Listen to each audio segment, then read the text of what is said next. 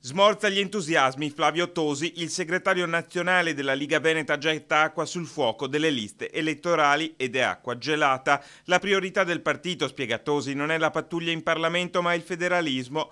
Per questo, dopo la telefonata di Gobbo che gli ha chiesto di non considerare la sua disponibilità, annuncia che non sarà richiesta dalla Liga Veneta alcuna deroga al Consiglio federale, lasciando lo sbarramento a 2 mandati. Da una parte potrebbe esserci, ripeto, il rischio di perdere qualche parlamentare a Roma, ma comunque siccome a Roma non si vince, anche quando si è vinto non si sono riusciti a portare a casa risultati apprezzabili, quindi poco importa.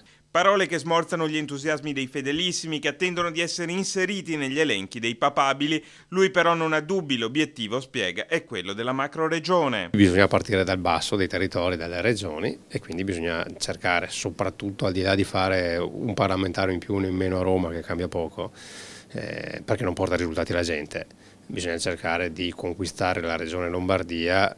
E proprio ieri sera il vertice nazionale del PD ha approvato le proprie liste, un piatto ricco per la provincia di Treviso. Laura Puppato è capolista al Senato, in ottima posizione anche Daniele Ceschini, più arretrati, Franco Zanatta e Carola Arena. Alla Camera Simonetta Rubinato in terza posizione, Floriana Casellato in sesta, completano la lista Tonella, Denardi, Dusse e Claudio Niero che agganciano lo scranno in Parlamento solo in caso di unplane.